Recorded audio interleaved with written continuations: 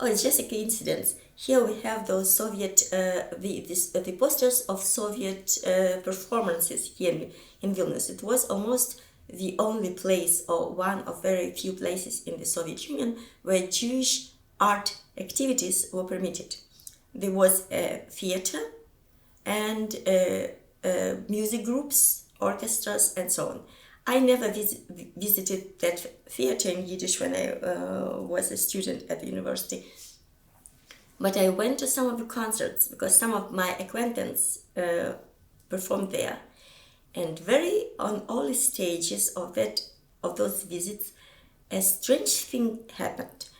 Actually, I will be interviewed about that specific thing tomorrow. That my Jewish friends here, who I knew were Jewish, but it also didn't reflect on everyday basis, would take me to those concerts to translate for them.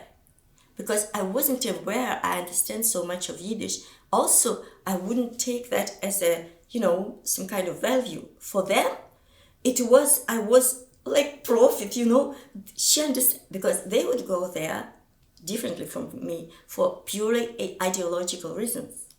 Because it was Jewish. And I would go there because some girl I knew would sing there and I would just go to support her.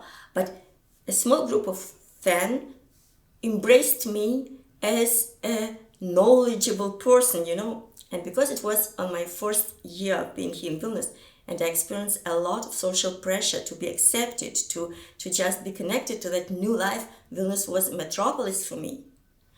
It was such a surge of support, such the reason of self-esteem.